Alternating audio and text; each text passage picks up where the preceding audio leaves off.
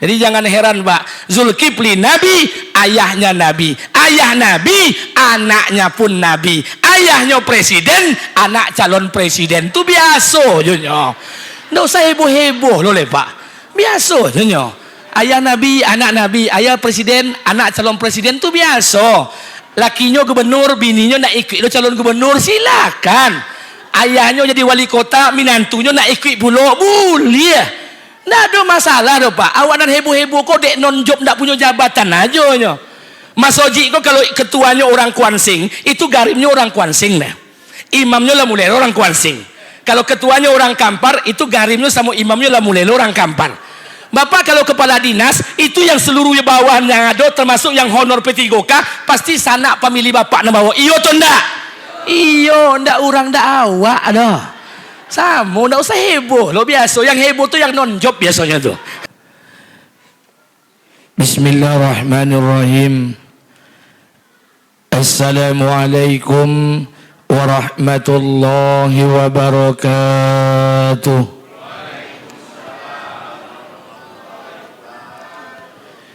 Innal hamdalillah nahmaduhu wa nasta'inu wa nastaghfiruh.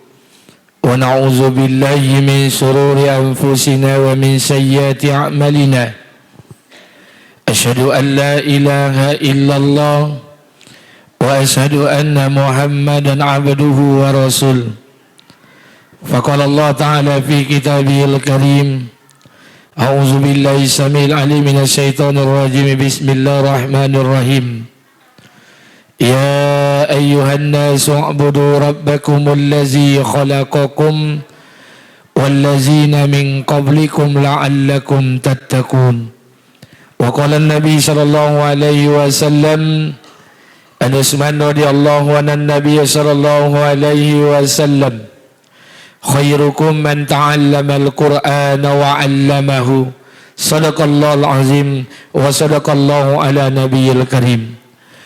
Syukur kepada Allah, bersalawat kepada Rasulullah.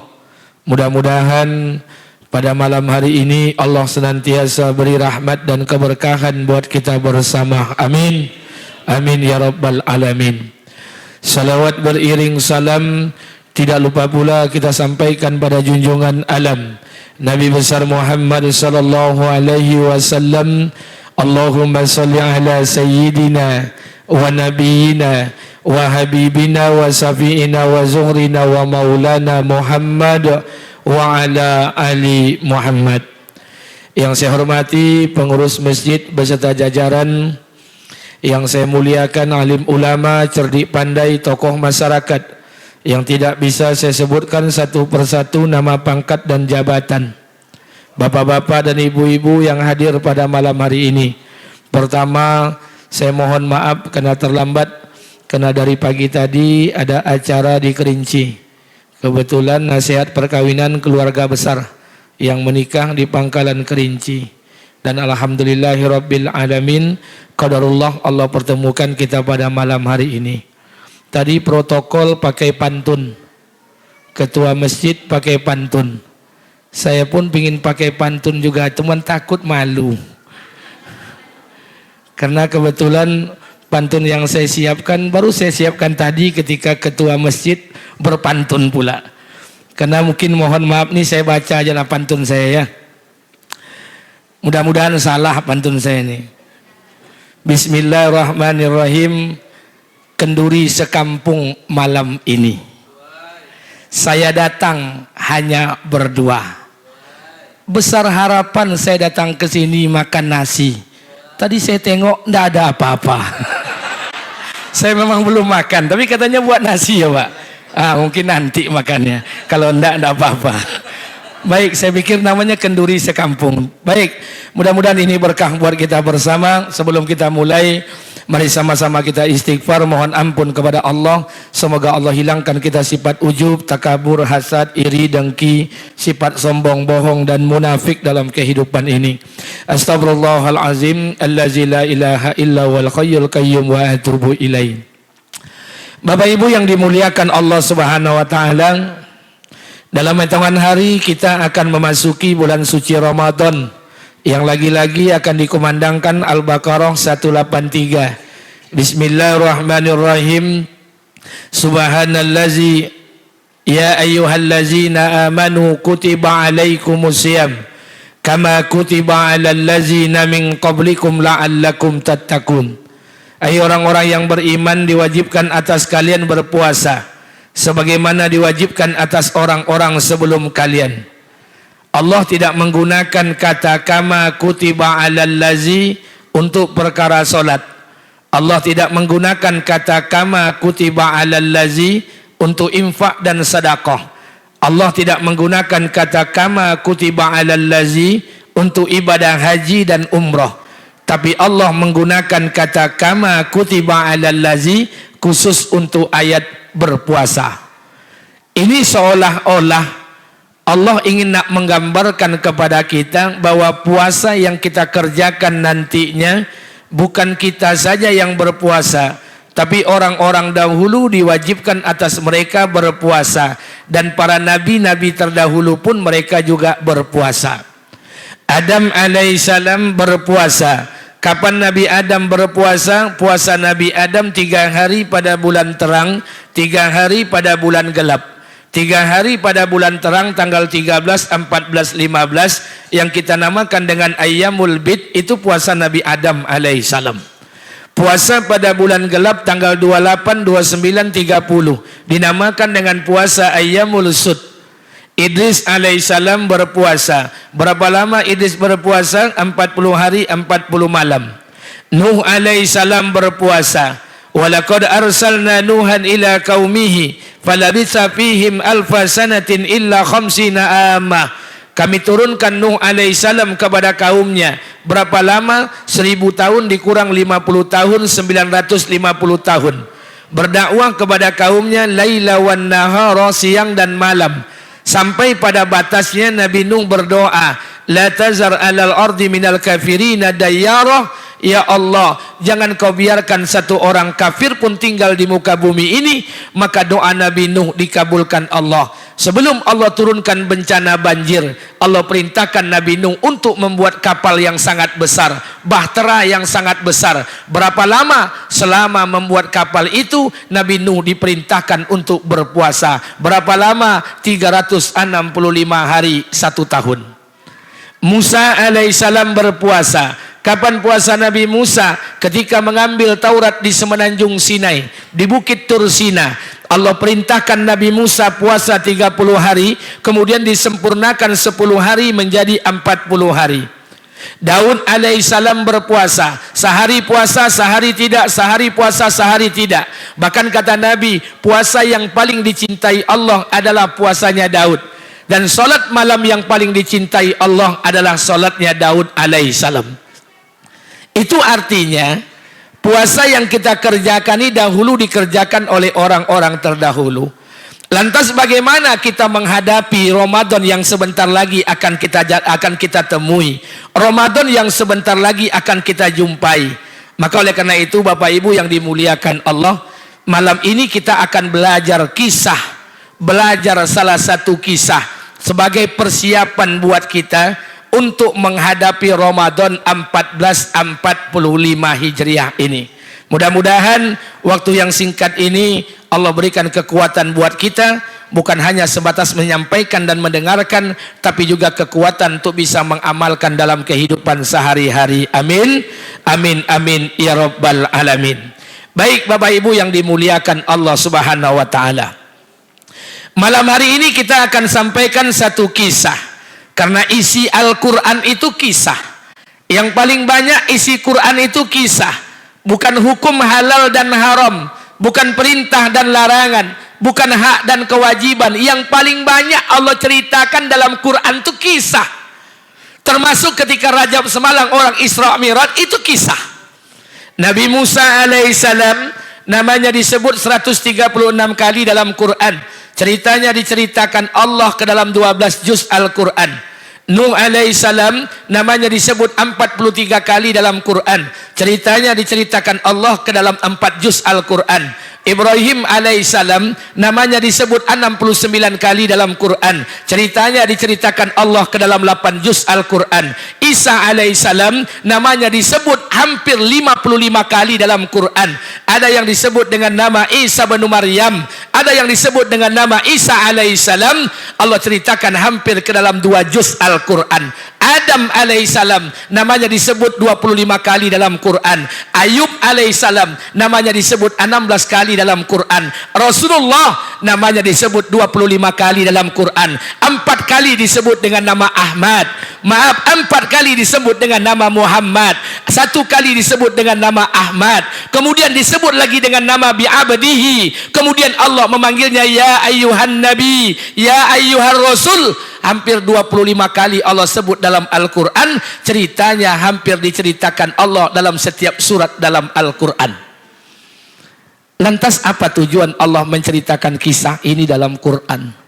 Apa tujuan Allah menceritakan kisah ini dalam Quran? Kenapa tidak Allah ceritakan semua ibadah para nabi saja dalam Quran? Agar ibadah para nabi itu kita contoh, kita tiru. Jadi mohon maaf, mengulang-ulang kaji, mengingatkan yang lupa. Kita sholat 5 waktu sehari semalam. Dalam 5 waktu itu 17 rakaat. Setiap rakaat kita baca 1 surah, namanya surah Al-Fatihah. Surah Al-Fatihah itu rukun sholat. Kalau ada ibu sholat, bapak sholat tidak baca surah Al-Fatihah, sholat bapak ibu tidak akan diterima Allah. Sama seperti perempuan hamil, gugur kandungan sebelum melahirkan. Dalam surah Al-Fatihah ada ayat yang kita baca, ihdinas siratal mustaqim siratal ladzina an'amta alaihim. Ya Allah, tunjukilah kami jalan orang-orang yang lurus sebagaimana jalan orang-orang yang telah Engkau berikan nikmat. Jalan orang yang lurus yang diberikan nikmat itu jalan siapa? Tidak ada jalan lain kecuali 4 jalan saja. 1, minan nabiyyin, jalannya para nabi. Yang kedua, kalau tidak sanggup mengikuti jalan para nabi, ikuti jalan yang kedua, wasiddiqin, ikuti jalan orang-orang yang imannya betul. Kalau tidak sanggup mengikuti jalan mereka, ikuti jalan yang ketiga, wasuhada, ikuti jalan orang-orang yang mengorbankan harta dan dirinya untuk agama. Kalau tidak juga sanggup mengikuti jalan mereka, ikuti jalan yang keempat, wasolihin, ikuti jalan orang-orang yang soleh, yang tidak bermaksiat kepada Allah. Selesai. 4 cara ini, 4 jalan ini, pilihlah kita mau mengikut yang mana. Makanya malam hari ini saya ingin ceritakan 1 kisah Nabi. Nanti kita kaitkan dengan penyambutan bulan suci Ramadan selaku persiapan apa yang kita siapkan nanti ketika akan memasuki bulan suci Ramadan. Baik Bapak Ibu yang dimuliakan Allah, waktu kita sampai jam berapa Pak? Habis kok ada cara makan? Makan kue, makan nasi? Oh, makan nasi. Kalau makan nasi agak lambe sedikit. Kalau makan kue copek ososian. Baik, kita akan lihat. Malam ini kita akan sampaikan 1 kisah yang jarang kisah ini diceritakan. Bapak Ibu pergi ke Gramedia, cari buku 25 Nabi dan Rasul. Kalau ibu membaca kisah Nabi Adam, Idris, Nuh, Hud, Soleh dan sebagainya, ibu akan bercerita 3 lembar, 5 lembar, 8 lembar, 20 lembar. Tapi kalau Nabi ini diceritakan hanya dalam beberapa alinea, saking singkatnya. Bahkan Nabi ini disebut namanya cuma 2 kali dalam Al-Quran. Al-Quran menyebut Nabi ini namanya cuma 2 kali dalam Quran. Itu tidak menceritakan tentang perjuangannya, tapi Allah hanya menceritakan gelar dan predikat yang Allah berikan kepadanya. Nabi itu jarang kita bahas, tapi banyak mengandung pelajaran, apalagi menghadapi bulan suci Ramadan ini. Nabi itu diutus oleh Allah suatu daerah namanya daerah Damaskus. Damaskus itu sekarang ibu kota Syria. Nabi itu diutus oleh Allah untuk satu kaum. Kaum itu bernama kaum Amoria. Nabi itu disebut namanya 2 kali dalam Quran. Nabi itu diberi nama Zulkifli alaihissalam. Ini Zulkifli jarang kita bahas. Nabi Zulkifli alaihissalam itu diutus oleh Allah di daerah Damaskus. Diberikan umur oleh Allah 65-75 tahun. Jadi mulai ke bawah, itu Nabi itu mulai pendek-pendek umurnya. Adam umurnya 3000 tahun. Ibrahim umurnya 175 tahun. Nuh alaihissalam berdakwahnya saja 950 tahun. Zulkifli hanya diberikan umur 65 sampai 75 tahun menurut pendapat para ulama sejarah. Nabi Zulkifli alaihissalam dimakamkan di 3 tempat menurut keterangan para sejarah.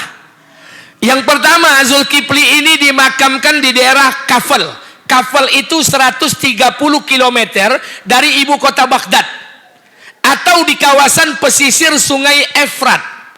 Ada yang sudah sampai ke sana? Nggak usah lah sok-sok. Nggak sampai ke situ. Mainan awak Sungai Gelombang, Pulau Cinta, ke Palau Banda. Nggak usah lah sok-sok. Bantuknya tampang-tampang kota, selero desa, saudaranya. Yang kedua, pendapat sejarah yang kedua, Nabi Zulkifli itu dimakamkan di negeri Sam, Palestina, di tempat orang berkecamuk sekarang. Yang ketiga, pendapat yang ketiga, Nabi Zulkifli dimakamkan di daerah Suriah. Mana yang betul makam Nabi Zulkifli, Pak Ustadz? Kalau ada yang bertanya, saya jawab matawa. Itu bukan urusan saya. Karena jangankan makam para nabi, makam para ulama saja kita sulit untuk memastikannya. Contoh, makam Syekh Burhanuddin. Tunjukkan dengan saya. Di Kuntu ada Syekh Burhanuddin. Di Ulakan Pariaman lah sampai yang bawa ke situ ada jo makam Syekh Burhanuddin. Di Kota Lamo Pasir Pangarayan, pasar tuh jalan di belah dua, ada lo makam Syekh Burhanuddin. Yang mana makam aslinya? Yang Syekh Burhanuddin yang paling tua di Kuntu. Yang Syekh Burhanuddin yang di Ulakan Pariaman itu sejarahnya murid daripada Syekh Abdul Raub Al-Singkili Al-Fansuri, ulama besar kerajaan Narasinga II, wilayahnya termasuk Indragiri, Kuantan Singingi, ulama besar dari negeri Pasai, murid daripada Ahmad Kusasi dan Kunani. Ulama Pasai itu punya murid namanya Abdul Raub Al-Singkili Al-Fansuri, menjadi penasehat utama ulama di kerajaan Narasinga II, yang mazhabnya Syafi'i, tarikohnya Sataria, mengajarkan Islam di wilayah Indragiri sampai wilayah Kuantan Singingi. Punya murid 2 orang. Salah satunya Muhammad Abdullah Al-Patani, dikirim ke Thailand. Satu lagi namanya Syekh satu lagi namanya Syekh Burhanuddin, dikirim ke Ulakan. Makanya Bapak Ibu kalau ke Kuansing, kalau ke Taluk Kuantan, masuk kota Taluk, di sebelah kiri ada gedung namanya Gedung Abdul Raub, itu diambil daripada Abdul Raub Al-Singkili Al-Fansuri, ulama besar kerajaan Narasinga II. Lantas yang Syekh Burhanuddin di Kota Lamo siapa lu tuh? Jadi tidak bisa kita pastikan, karena Bapak Ibu kalau berangkat umroh, ini Ka'bah, di samping Ka'bah ada makom Ibrahim. Apakah makom Ibrahim itu kuburan Ibrahim? Tidak. Dulu ketika Ibrahim diperintahkan oleh Allah, wa iz yarfa'u Ibrahimul qawaid minal baiti wa Ismail, ketika Allah perintahkan Ibrahim untuk meninggikan qawaid, pondasi-pondasi Ka'bah bersama Ismail, maka ketika Ibrahim memulai pengerjaan itu, tapak kakinya itu dikatakan makom Ibrahim. Jadi makom itu tidak selamanya kuburan. Baik, selesai perdebatan. Zulkifli diutus oleh Allah bukan untuk Bani Israel. Jadi ada nabi yang diutus oleh Allah untuk Bani Israel. Di antara 25 nabi dan rasul yang wajib diimani, ada 13 nabi yang diutus oleh Allah untuk Bani Israel. Kalau Zulkifli bukan untuk Bani Israel. Kenapa? Karena Nabi Zulkifli jalurnya ke sebelah kanan, Bani Israel jalurnya ke sebelah kiri. Dari mana datangnya kanan kiri, Pak Ustadz? Kita lihat, kita ulang sejarah. Nabi Adam itu punya anak 40 orang. 20 pasang, asal lahir sepasang, lahir sepasang, lahir sepasang, 40 orang. Kalau sempat bini awak punya anak 40 orang, la ilaha illallah. 40 orang anak Nabi Adam, salah satunya diangkat jadi Nabi, Sis alaihissalam. Sis punya anak Anusi, Anusi punya anak Qainan, Qainan punya anak Mahlail, Mahlail punya anak Yarid, Yarid punya anak Idris alaihissalam. Idris punya keturunan Mutasalli, Mutasalli punya anak Lami, Lami punya anak Nuh alaihissalam. Nuh punya 4 orang anak, Kan'an, Sam, Ham, Yafid. Kan'an dihancurkan Allah. Tinggal 3 anak, Sam, Ham, dan Yafid. Dari Sam lahir anak Arfaksad. Arfaksad punya anak Salih. Salih punya keturunan Falik. Falik punya anak Abil. Abil punya keturunan Ra'u. Ra'u punya anak Sarud. Dari Sarud ini punya anak Nahur. Dari Nahur ini punya anak namanya Azar, atau disebut dengan nama Tara, atau disebut dengan nama Tari. Azar, Tarah, Tari ini punya anak namanya Ibrahim alaihissalam. Ibrahim punya 4 orang istri. Ingat, Ibrahim punya 4 orang istri. Yang pertama Sarah, yang kedua Hajar, yang ketiga Kentura, yang keempat hamba sahaya Yasjur binti Amar. Istri Ibrahim pertama Sarah. Bapak Ibu baca Qasasul Anbiya yang dikarang oleh Al-Imam Ibnu Katsir. Sarah itu perempuan tercantik nomor 2 setelah istri Nabi Adam. Perempuan tercantik nomor 2 setelah istri Nabi Adam di muka bumi ini. Saya kalau baca kisah ini, saya coba bayangkan istri Ibrahim, Sarah ini. Saya coba bayangkan seperti apa cantiknya. Tidak terbayang loh. Karena tidak ada riwayat yang mendukung keterangan tentang Sarah. Akhirnya ambo cobalah membayangkan istri Nabi Aisyah. Karena Aisyah ini banyak hadis yang menceritakannya. Dalam kitab Al-Mar'atus Shalihah diceritakan tentang ciri-ciri fisik Aisyah. Aisyah putri Abu Bakar menikah dengan Nabi umur 8 tahun, bercampur 12 umur 9. Riwayat lain mengatakan Aisyah menikah dengan Nabi umur 12 tahun, bercampur dengan Nabi umur 13. Aisyah putri Abu Bakar, gadis orang Arab asli, langsing, kulitnya putih, hidungnya mancung, bibirnya kecil, suaranya lembut, lesung pipi, kemudian pipinya kemerah-merahan, tutur katanya sangat lembut, manis senyumannya. Terbayang di ambo Aisyah tu ni apa? Jangan dibayangkan bini awak hitam pendek gopok muncung berciri le la ilaha illallah.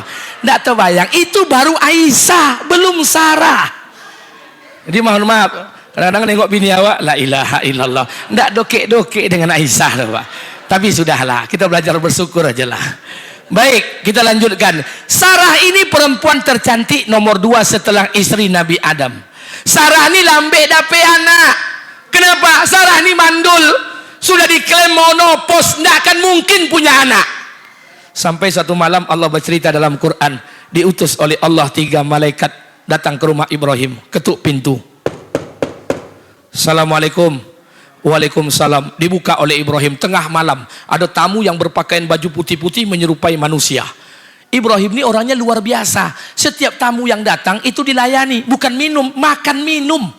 Dihidangkan minuman, dihidangkan makanan. Itu Ibrahim. Makanya mohon maaf Pak, besok kalau tamu datang ke rumah, jangan dia gijo minum ke minum, yuk makanan buat. Kau minum ke minum, aku agole, nampak pamalir. Hidangkan makanan oleh Ibrahim. Dihidangkan makanan oleh Ibrahim, rupanya tamu ini tak menyentuh minuman dan makanan. Ibrahim mulai takut. Iku siapa tamu kau? Apa kata tamu tadi? Wahai Ibrahim, kami ini para malaikat diutus oleh Allah, ingin menyampaikan kabar gembira kepada engkau, wahai Khalilullah, Khalilur Rahman. Kata Ibrahim, kabar apa? Allah akan titipkan 1 orang anak di rahim istrimu Sarah. Anak itu akan kami angkat menjadi nabi. Anak itu diberi nama Ishak alaihissalam. Kata Ibrahim, bagaimana mungkin istriku bisa hamil? Bini tentu mandul, monopos, tidak mungkin hamil. Rupanya Sarah dari balik kamar mendengar pembicaraan suaminya dengan malaikat. Sarah tersenyum tak percaya. Bapak cara senyum tak percaya tuh. Antara senyum tapi tak percaya.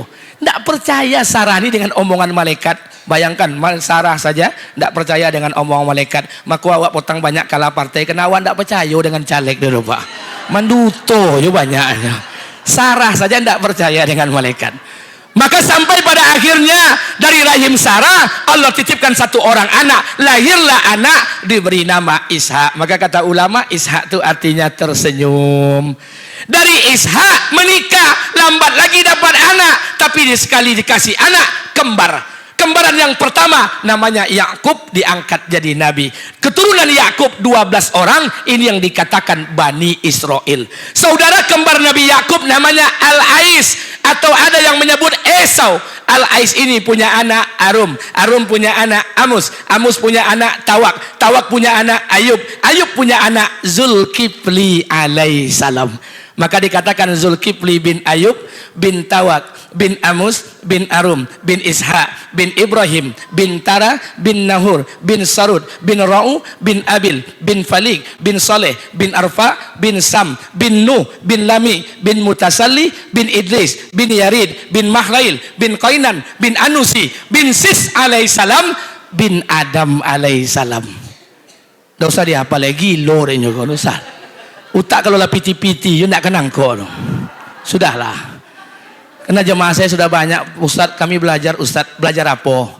Belajar kami Ustaz, kami mempelajari nasab kami, ayah kami, datuk kami pulang kampung, ambo besok Ustaz, ambo pelajari nasab ayah ambo. Untuk apa? Ambo ingin pelajari datuk ambo kate Ustaz, jangan-jangan datuk ambo ketemu dengan jalur para nabi. Ndak usah. Beko ketemu dengan jalur Abu Lahab, stres.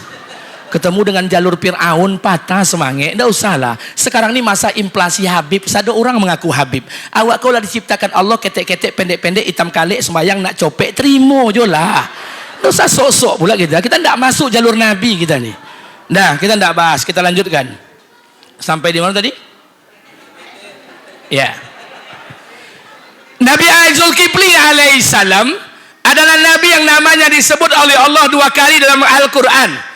Yang pertama Allah nyebut, dan ingatlah wa Ismail wa Idris wa Zulkifli kullu minas sabirin. Dan ingatlah ketika Ismail alaihissalam, Idris alaihissalam, Zulkifli alaihissalam, kullu minas sabirin. Semua mereka itu termasuk orang yang sabar. Bayangkan nama Zulkifli disandingkan dengan Ismail. Ismail kita tahu kisahnya. Ismail orang yang rela mengorbankan nyawanya untuk menunaikan perintah Allah. Idris orang yang sabar, berdakwah, tak punya kaum, kemudian diangkat ke langit dan diwafatkan di dalam surga. Makanya sebagian para ulama mengatakan Zulkifli itu bukan nabi, Zulkifli itu orang soleh. Tapi Ibnu Katsir dalam Qasasul Anbiya mengatakan Zulkifli itu nabi. Kenapa? Namanya disandingkan dengan nama para nabi. Kullu minas sabirin. Mereka itu termasuk orang-orang yang sabar.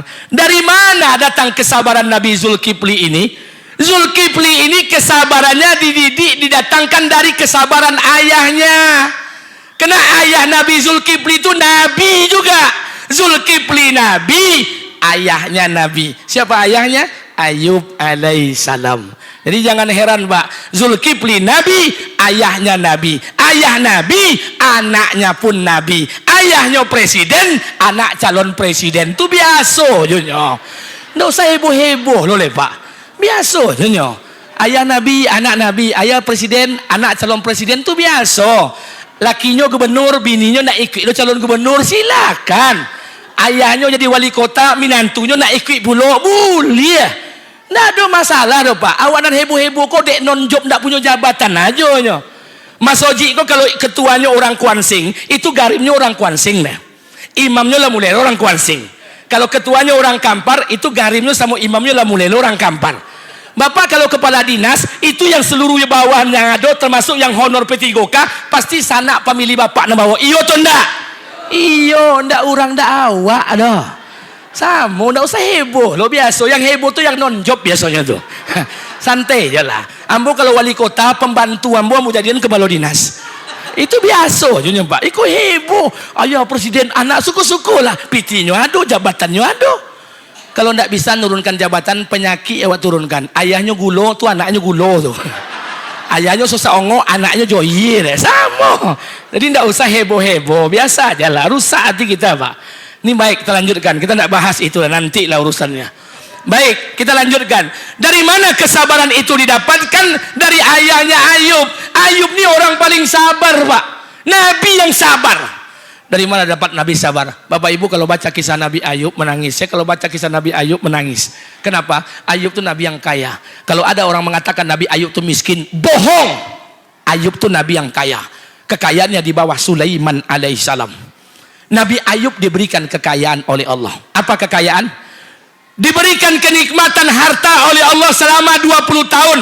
Apa kenikmatannya? Diberikan ribuan hewan ternak kambing, diberikan ribuan hektar kebun kurma, diberikan istri yang cantik, tak tanggung-tanggung cantiknya. Nama istrinya Siti Rahmah. Dan tidak tanggung-tanggung juga. Anak Ibrahim diberikan sangat banyak, anak Nabi Ayub diberikan sangat banyak. Berapa jumlahnya? 12 orang.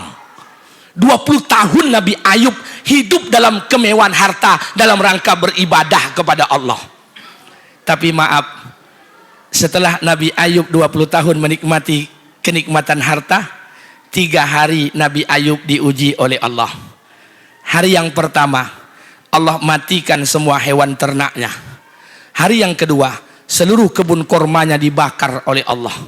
Hari yang ketiga, Allah berikan penyakit ke badan Nabi Ayub. Kata ulama, tidak ada penyakit ini kami berikan kepada orang sebelum mereka, saking bahayanya. Tak tanggung-tanggung, hari yang ketiga itu 12 orang anak Nabi Ayub dimatikan serentak oleh Allah Subhanahu wa taala. Ada enggak kira-kira kita ujian seperti itu, Pak? Bini mati, anak mati, rumah terjual, oto ditarik di leasing, la ilaha illallah. Nabi Ayub 3 hari, hewan ternak habis, kebun habis, badan kone penyakit, anak 12 orang mati serentak oleh Allah. Tinggallah Nabi Ayub bersama istrinya, hidup bersama istrinya dalam kemiskinan. Tahun pertama, istri Nabi Ayub sabar. Tahun kedua, sabar. Tahun ketiga, lah mulai menggeliek-geliek bininya. Jadi bini Nabi Ayub kok sama je bini awaknya, Pak, sama. Kalau awak kini pegawai punya TPP, punya tukin, punya sertifikasi, punya remun, tu bini sayang kawak wajar tu, Pak. Karena awak punya gaji masih boleh, ada tukin, ada TPP, ada sertifikasi, ada remun. Kalau ada, Pak, sertifikasi ambo masih duit, tukin masih ada, gaji masih penuh. Terus bini ndak sayang kawak, ndak bau tak bini awak dah. Tapi kecil orang kampung ambo, kalau nak tontu bini elok ndak elok, samo jo ome. Ome ko nak tontunyo asli ome, bapanggang dulu. Kalau nyo tetap kuning, itu namanya ome. Kalau berubah warna putih, itu namanya bosi. Kalau bini awak sedang bapiti, sayang tu wajar, Pak. Tapi kalau nak tontu bini ko asli sayang kawak, tengok ketika awak ndak bapiti, Pak. Makanya mohon maaf, kalau saya pesta, itu biasanya di tempat pesta saya 3 jam lamanya. Bukan makan, ndak, menengok-nengok tamu nanti, bong. Ambo suka menengok tamu-tamu datang, suka. Tapi apalagi tamu yang tua-tua, lah 60, 50, 70, berjalan laki bini ke pesta, tu suka ambo. Jadi kalau ada tamu undangan pesta, ambo tengok umur 60, 70 laki bini masih bergandengan tangan nyampai ke pesta sama bininya, tu tandanya gaji lakinya masih penuh di Bang Riau. Tapi kalau lah dulu lakinya di muka, bininya di belakang, tu lah banyak kan dipotong di Bang Riau. Jadi makanya mohon maaf, sama. Inilah yang dilakukan Nabi Ayub. 20 tahun Nabi Ayub diberikan nikmat, 3 hari diuji. Tahun pertama sabar, tahun kedua sabar, tahun ketiga istrinya berkata, apa kata bini Nabi Ayub? Beb, manggil beb yuk. Bukan awak aja manggil beb. Kata istri Nabi Ayub, Bang, engkau kan Nabi, Bang. Iyo, mintalah ke Allah, Bang. Angkatlah tangan, Bang. Kalau Allah tak kembalikan hewan ternak kita, tidak apa-apa, Bang. Kalau Allah tak kembalikan kebun kurma kita, tidak apa-apa. Kalau Allah tak kembalikan anak kita yang 12 orang mati, tidak apa-apa, Bang. Tapi mintalah ke Allah agar Allah sembuhkan penyakit di badan abang nih, Bang. Mintalah, Bang. Apa kata Nabi Ayub? Wahai istriku, berapa lama Allah berikan nikmat kepada kita? 20 tahun, Bang. Berapa lama Allah uji kita dalam kemiskinan? Baru 3 tahun, Bang. Kata Nabi Ayub, istriku, aku malu mengangkat tangan kepada Allah. 20 tahun aku diberikan nikmat, baru 3 tahun aku diuji dengan kesusahan. Aku malu mengangkat tangan pada Allah. Maka dikatakan dalam sejarah, Nabi Ayub tidak mengangkat tangan selama miskin selama 20 tahun. Malu Nabi Ayub mengangkat tangan. 20 tahun diberikan nikmat, 3 tahun baru diuji. Malu Nabi Ayub mengangkat tangan. Setelah 20 tahun Nabi Ayub mengangkat tangan kepada Allah. Apa yang Allah berikan?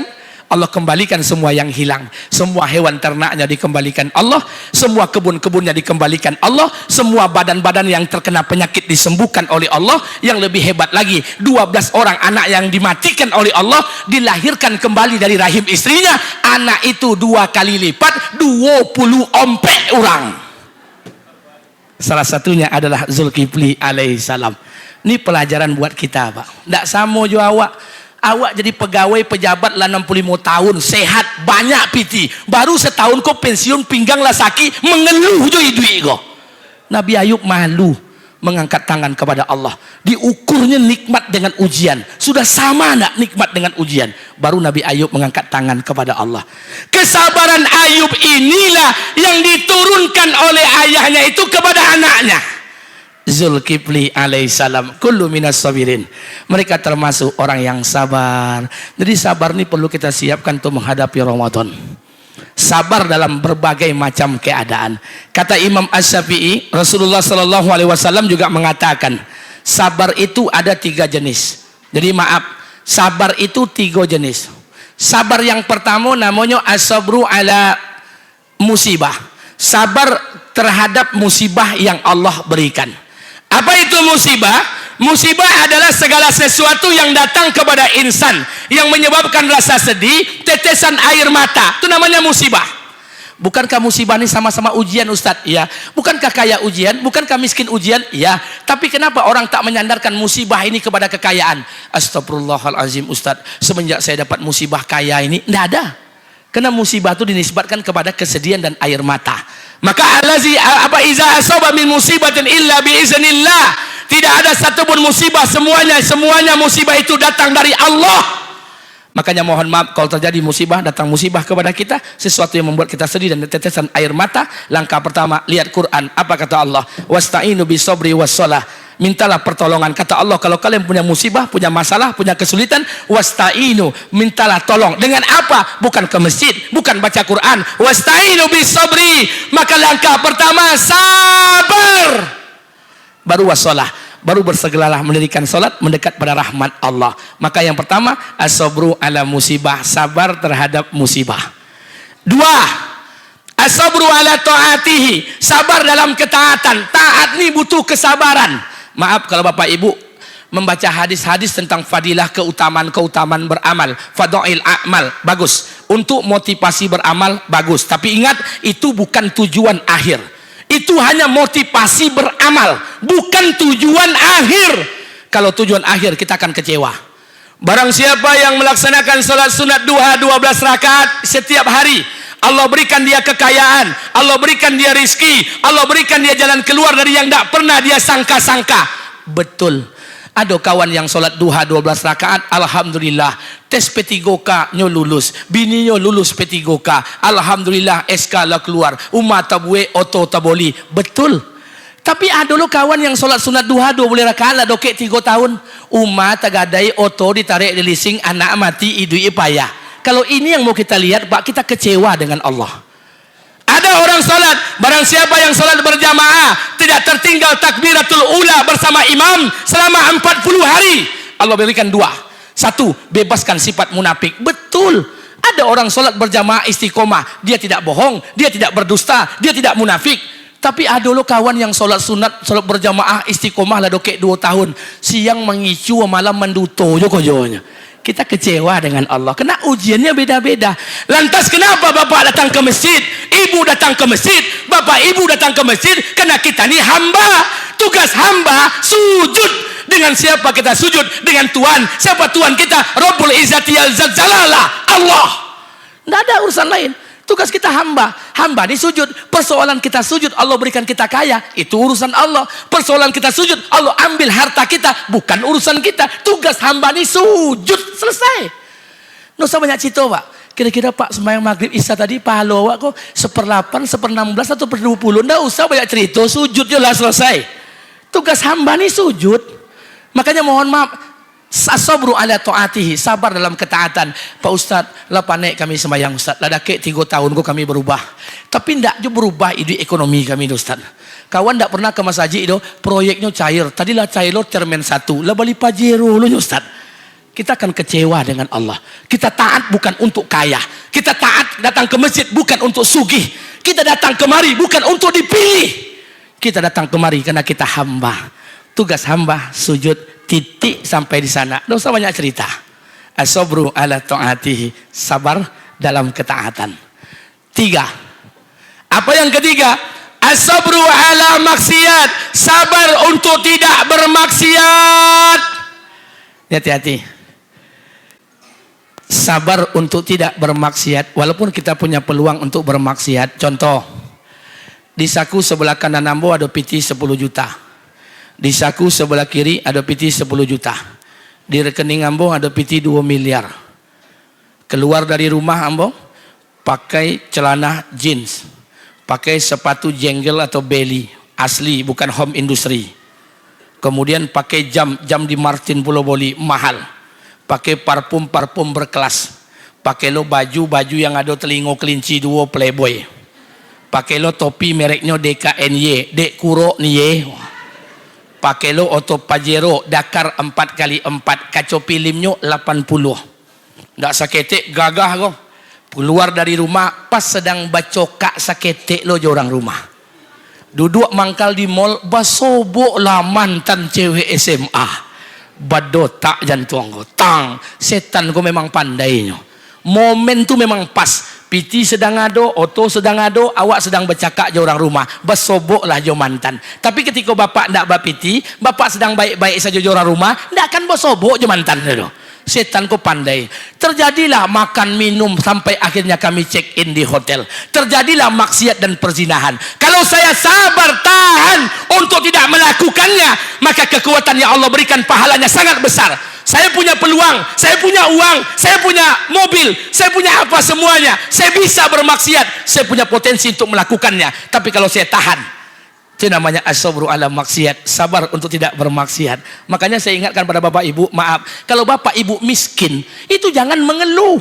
Syukuri. Kenapa? Allah sedang menutup pintu-pintu maksiat. Kan tidak mungkin orang miskin berselingkuh, berzina. Kalau ada orang bansek berselingkuh, berzina, tidak bau tak aja dah. Untuk makannya payah bercewek lo, la ilaha illallah. Makanya kalau kita susah, syukuri. Allah sedang menutup pintu-pintu maksiat. As-sabru ala maksiat. Ini yang perlu kita menjadi spirit awal kita untuk menghadapi Ramadan. Tutup segala pintu-pintu kemaksiatan. Karena ini yang dikatakan Nabi SAW. Bauda man adraka Ramadan falam yukbar lahu. Celaka orang yang ketemu Ramadan, jumpa Ramadan, ikut puasa Ramadan, tapi dia tak mendapatkan ampunan dari Allah. Apa penyebabnya? Orang-orang yang bermaksiat di luar Ramadan, ketika dia masuk bulan Ramadan, maksiat itu masih dia kerjakan. Falam yukfar lahu, dia takkan diampuni oleh Allah. Makanya belajar persiapan minta ampun di Sa'ban ini. Bukan puasa diperbanyak, selain berpuasa perbanyak minta ampun kepada Allah, agar nanti ketika masuk ke Ramadan, puasa kita semua, amal-amal kita diterima oleh Allah Subhanahu wa taala. 1. Lah jam berapa gini kong? Hah? Jam berapa Pak? Nggak ambolun makan masalah leh. Apa ya dok rumahmu jauh kan? Baik, kita dua. Yang kedua, apa yang dikatakan Allah kepada Nabi Zulkifli alaihissalam? Wazkur, dan ingatlah, wa Ismail, wa Ilyasa, wa Zulkifli, kullu minal ahyar. Dan ingatlah ketika Ismail, kemudian Ilyasa, Zulkifli, kullu minal ahyar, mereka itu termasuk orang-orang yang baik. Tadi kullu minas sabirin, sekarang kullu minal ahyar. Mereka itu termasuk orang-orang yang baik. Maaf, Zulkifli termasuk kategori orang-orang yang baik. Kenapa baik? Dia nabi, ayahnya nabi, dan raja yang memerintah ketika itu juga nabi. Siapa nabinya? Ilyasa alaihissalam. Bayangkan negeri mereka ketika itu. Ayahnya nabi, anaknya nabi, raja yang memerintah ketika itu pun nabi juga, Ilyasa alaihissalam. Tapi sayang, Raja Ilyasa tidak punya anak. Raja Ilyasa tidak punya anak, dan tidak ada orang yang bisa melanjutkan kerajaan setelah Ilyasa alaihissalam. Maka dalam sejarah dicatat, Raja Ilyasa ini mengumumkan kepada rakyatnya untuk melakukan sayembara. Siapa di antara rakyatnya yang bisa memenuhi 3 syarat? Maaf, 3 syarat ini, maka dia akan dikukuhkan menjadi raja pengganti Raja Ilyasa. Apa syaratnya? 1. Berpuasa setiap hari. Yang kedua, sanggup bangun malam setiap malam. Yang ketiga, sabar dan tidak mudah marah. 3 syarat ini tidak ada satupun rakyatnya yang sanggup kecuali Nabi Zulkifli alaihissalam. Maka dilantiklah Nabi Zulkifli menjadi seorang raja pengganti Raja Ilyasa alaihissalam. Makanya mohon maaf Bapak Ibu, Zulkifli itu bukan nama aslinya. Zulkifli itu nama aslinya Bashar. Tapi Zulkifli itu gelar yang diberikan Raja Ilyasa kepada Basar, diberikan gelar namanya Zulkifli. Kata ulama, Zulkifli itu ada 3 arti. Arti yang pertama, nama Zulkifli itu orang yang bisa menahan amarah, sabar. Jadi kalau ada di siko nama Zulkifli, pembongi jo kerojonyo nyo, ambo sarankan ganti nama itu besok pagi. Buat malu nama Nabi jo. Yang kedua, Zulkifli itu orang yang bisa memikul amanah. Jadi kalau ada nama Zulkifli sini, mangicuo, panduto, tukang olah, tim sukses, pasang kaki tigo, ganti nama Zulkifli itu. Buat malu yo. Jadi oleh karena itu, ini persiapan. Nabi Zulkifli itu orang yang tidak pernah marah, bahkan Nabi yang paling sabar, tidak nampak aib keburukan saudara-saudaranya, tidak nampak keburukan rakyatnya pun dia tutupi. Itu yang Nabi Zulkifli. Dan kita belajar pula menjelang Ramadan nih Pak, tutup segala keburukan-keburukan saudara kita. Tidak ada lagi kontestasi politik, telah selesai. Tidak ada lagi cerita aib dan keburukan. Maaf, saya ingin sampaikan buat kita bersama, semua para nabi berdakwah, Adam berdakwah, Idris berdakwah, Nuh berdakwah, semua nabi berdakwah. Tapi Bapak Ibu perlu ingat, tidak ada satupun nabi yang berdakwah dengan cara mencaci maki, menghina, membuli, tidak ada. Tunjukkan dengan saya. Kalau Bapak undang Ustadz dari Jakarta ceramah di mimbar ini, kemudian di mimbar ini dia mencaci maki, menghina, tanyakan dengan Ustadz itu, dia tuh umat Nabi atau tidak? Tidak ada dakwah Nabi yang cara mencaci maki, Pak. Ibrahim berdakwah dengan Namrud, lemah lembut. Musa Harun berdakwah dengan Fir'aun, lemah lembut. Tunjukkan dengan saya. Kelembutan itu turun kepada Rasulullah. Anitum harisun alaikum bil mu'minin raufur rahim. Nabi kita tuh orang yang berlemah lembut. Jadi tidak ada lagi cacian, tidak ada lagi makian, tidak ada lagi hinaan. Kenapa? Karena Nabi kita buat warning. Iza azamat ummatid dunya nuziat minha haibatul Islam. Apabila umatku sudah mengagung-agungkan dunia, tercabutlah kehebatan Islam. Wa iza tarokatil amru bil ma'rufi wa nahyi 'anil munkar hurrimat barokatil wahyi. Kalau umatku meninggalkan amar ma'ruf nahi munkar, diharamkan atas mereka keberkahan wahyu.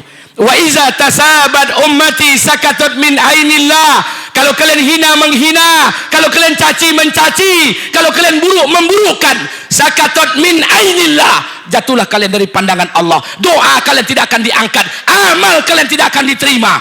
Apa bedanya kita dengan mereka? Sudahlah, mau 01, 02, 03 jadi presiden, mereka putra terbaik bangsa. Selesai. Nggak usah, Pak Ustadz di TPS kami menang nomor 1. Kenapa yang nomor 2 Wowo jadi presiden? Nggak usah sibuk-sibuk. Nah, nggak usah dipikirkan politik negeri. Kok Pak, kalau gotong royong ke masjid tidak pernah muncul tampang hidung kalian dan sosok aja le. Kok kadang-kadang kita lucu Pak. Makanya saya baca WA teman saya, asik. Apa katanya? Presiden mau 01 kah, mau 02 kah, mau 03. Asal kalian tidak bakarajo, sampai Fir'aun tajago, kalian tetap tidak bapiti. Lah iyo, bulur sebian. Jadi kita tidak usah, biasa sajalah. Kontestasi sudah usai. Kita lihat nanti apa yang terbaik menurut Allah. Tugas kita hari ini, dekatkan diri kita dengan Allah. Mudah-mudahan kedekatan ini Allah berikan hadiah kita pemimpin yang terbaik di negeri kita yang tercinta ini. Amin. Amin ya Rabbal Alamin. Karena kita tak pernah tahu di mana Allah meletakkan ridhonya di amal kita yang mana. Kita tak pernah tahu apa hasil akhir kehidupan kita. Maaf, kita tidak boleh menjudge orang, tidak boleh menjadi hakim untuk menghakimi amalan orang. Maaf, Bapak Ibu hari ini ke masjid, hari ini kita sholat, tapi maaf, nanti boleh jadi setahun depan, sebelum Allah cabut nyawa kita, Allah cabut taufik dan hidayah dalam kehidupan kita, Allah matikan kita dalam keadaan su'ul khotimah. Siapa yang menyangka? Hari ini saudara kita yang belum ke masjid, yang belum sholat, masih minum, masih berzina, maaf, sebelum ajal menjemput mereka, boleh jadi Allah berikan mereka taufik dan hidayah, Allah wafatkan mereka dalam keadaan husnul khotimah. Siapa yang tahu? Tidak ada yang tahu. Musuh Nabi Walid bin Mughirah al-Ma'zumi menghina Nabi habis-habisan. Apa katanya? Ya Muhammad, tidak adakah orang yang lebih baik lagi yang dipilih oleh Allah selain engkau? Engkau ini miskin. Mestinya Nabi itu aku, kata Walid bin Mughirah. Dihinanya Nabi. Apakah Nabi balas mencacinya? Tidak. Apakah Nabi balas menghinanya? Tidak. Apa kata Nabi? Biarkan saja. Hari ini Walid bin Mughirah tak beriman kepada Allah. Suatu saat nanti dari keturunannya akan lahir orang beriman kepada Allah. Betullah doa Nabi, dari rahim istri Walid bin Mughirah Allah lahirkan satu orang anak beriman kepada Allah. Anak itu diberi nama Khalid bin Walid, beriman pada Allah. Abu Jahal, orang yang menyakiti Nabi hari-hari, apakah Nabi balas menyakitinya? Tidak. Apakah Nabi balas menghinanya? Tidak. Nabi hanya berdoa, mudah-mudahan dari keturunan Abu Jahal lahirlah orang beriman kepada Allah. Betullah doa Nabi, dari rahim istri Abu Jahal Allah lahirkan satu orang anak beriman kepada Allah. Anak itu diberi nama Ikrimah bin Abu Jahal. Siapa yang menyangka? Jadi tidak boleh kita menjas orang, Pak. Tidak boleh kita menjadi hakim untuk menghakimi amalan orang. Berbuatlah kebaikan tanpa merasa menjadi orang yang paling baik di kehidupan dunia. Iblis laknatullah alaih. Kalau seandainya dia bacakan nasab Nabi, mulai zaman Nabi Adam sampai Nabi Muhammad, iblis di luar kepala. Kenapa? Iblis menyaksikan setiap kelahiran para nabi. Iblis kalau disuruh menghafal Quran, jangan khawatir. Kalau ada anak kita hari ini hafal Quran, jangan sombong. Iblis hafal Quran, hafal Taurat, hafal Zabur, hafal Injil, hafal Suhuf. Bahkan iblis mengetahui asbabun nuzul, sebab ayat itu diturunkan. Kenapa? Iblis menyaksikan setiap kitab suci yang diturunkan. Tapi kenapa iblis tidak menjadi kekasih Allah? Kenapa iblis tidak dicintai Allah? Karena dalam diri iblis ada satu sifat yang paling dibenci oleh Allah. Sifat itu sudah ada dalam diri kita. Apa sifat itu? Ana khairu minkum, saya lebih baik dari dia. Merasa paling baik, merasa paling hebat, merasa paling kaya, merasa paling berpengaruh, merasa paling hebat, merasa paling tua, merasa paling senior, merasa paling indah bacaan Qur'annya, merasa paling banyak hafalan Qur'annya. Ana khairu minkum, saya lebih baik pada dia. Apa bedanya kita dengan iblis? Mulai sekarang tebarkan kebaikan tanpa harus merasa menjadi orang yang paling baik di kehidupan dunia ini. Makanya mohon maaf, tidak ada lagi cacian, tidak ada lagi hinaan. Kontestasi sudah selesai. Kontestasi pilpres kita sudah selesai. Mereka saudara kita. Perbedaan pilihan jadikan alasan untuk tidak saling memaki, tapi kita saling mencintai. Perbedaan pilihan jadikan alasan untuk tidak saling memukul, tapi kita saling merangkul. Dari segi kebaikan kita sama, dari kerangka kebangsaan kita setara. Seburuk-buruk orang pasti ada kebaikannya, sebaik-baik orang pasti ada keburukannya. Maaf, memilih pemimpin sesuai syariat Islam adalah kewajiban kita. Tapi menghina calon yang lainnya tidak ada tuntunan dari Rasulullah Sallallahu Alaihi Wasallam. Tidak bisakah kita memilih dahulu tanpa harus mencaci? Tidak bolehkah kita memilih tanpa harus menghina? Cintailah bangsa kita ini. Kita hidup di negeri kita yang tercinta ini. Tidak ada lagi yang patut kita benci di negeri yang kita sayangi ini. Maaf, saya punya teman berangkat umroh bulan 2 Februari 2023. Saya mohon doa. Februari semalam saya berangkat umroh, Oktober berangkat umroh, November berangkat umroh. Insya Allah kalau tidak ada halangan tanggal 27 ini saya berangkat menunaikan ibadah umroh membawa rombongan jamaah 50 orang. Maaf, teman saya berangkat umroh bulan Februari 2023 sampai sekarang tidak pulang-pulang. Dia bawa istrinya, 3 orang anaknya, 5 orang sampai sekarang belum pulang-pulang. Ketika lebaran raya haji dia telepon saya.